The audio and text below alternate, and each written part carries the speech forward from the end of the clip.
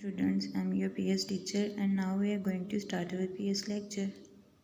हम पढ़ रहे हैं चैप्टर नंबर 1 पाकिस्तान की नज़रियाती असास एंड द टॉपिक इज़ नज़रिए की अहमियत। नज़रिए की अहमियत हम पढ़ रहे थे, थोड़ा सा हमने पढ़ लिया था। नेक्स्ट हम आज स्टार्ट करते हैं।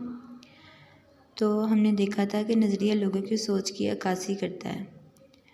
नज़रिया क्या होता है? सोच होती है, और ये नज़रिया फ़ौरन से ही पैदा नहीं होता। जैसे कि हमने देखा था कि इसके बहुत से माख़ज़ होते हैं, इसके पीछे बहुत से वाक़यात होते हैं। जैसे कि हमने एग्ज़ाम्पल ली थी बरसगीर के मुसलमानों की। उनका नज़रिया क्या था? अलहदा वतन हासिल करने का नज़रिया था, अलहदा रियाज़ का नज़रिया था।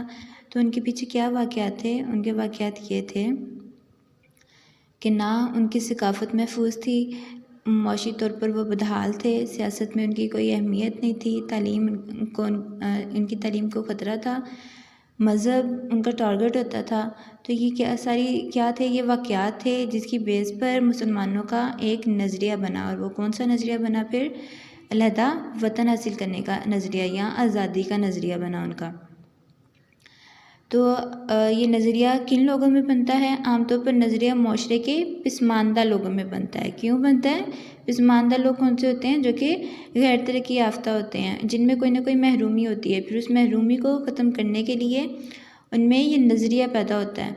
इसे यूँ भी कह सकते हैं कि मुश्किल हालात और समाजी दबाव नज़रिए को जन्म देते हैं। जैसे कि बरसगीर के मुसलमानों पर हालात दिन ब दिन तंग हो रहे थे, उनको रोज़ नई नई मुश्किलात का सामना था, उन पर समाजी दबाव बहुत ज़्यादा था। तो फिर उनमें एक नज़रिया पैदा हुआ, अलहदा रियाज़ का नज़रिया। और फिर इन लोगों ने क्या किया? उस नज़रिए के हुसूल के लिए जद्दोजहद शुरू की। इसलिए बताया हुआ है। और माशरे में मुश्किलात के शिकार लोग जैसे कि मुसलमान थे, वो क्या बने? इस नज़रिए की ताकत बने। यानी उनका जो नज़रिया बन गया था वो इनकी ताकत बने। किस तरह से ताकत बने? क्योंकि उन्होंने एफ़र्ट स्टार्ट कर दी उसको हासिल करने के लिए, उसको अचीव करने के लिए। इसकी कुछ एग्ज़ाम्पल्स बताई हुई हैं। पहले हम देखते हैं, अमेरिका में स्याह रंगत के लोगों ने मसावी हकूक़ के हसूल के लिए जद्दोजहद शुरू की। तो इनका नज़रिया मसावी हकूक़ के हसूल का था।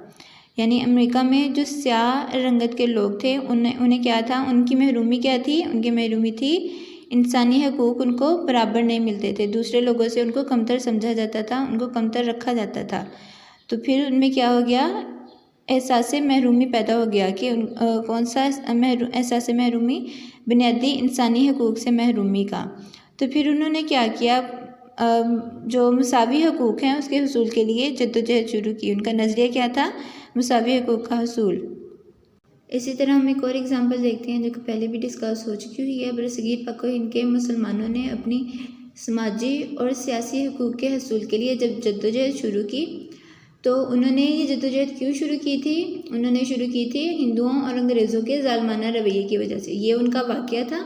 हमने बोला ना कि नज़रिए के पीछे कोई ना कोई वाक़यात का फरमा होते हैं। तो इसमें इस एग्ज़ाम्पल में वाक़यात कौन से हैं? अंग्रेज़ों और हिंदुओं का ज़ालिमाना रवैया। तो फिर हमने बोला उनमें महरूमी, इन वाक़यात की वजह से लोगों में महरूमी आ जाती है। और वह महरूमी क्या थी? समाजी और सियासी हकूक़ उनको नहीं मिलते थे, उन हकूक़ से उनको महरूमी मिली थी। तो फिर उन्होंने क्या किया? उनका एक नज़रिया बना। कौन सा नज़रिया? अलहदा वतन हासिल करने का नज़रिया।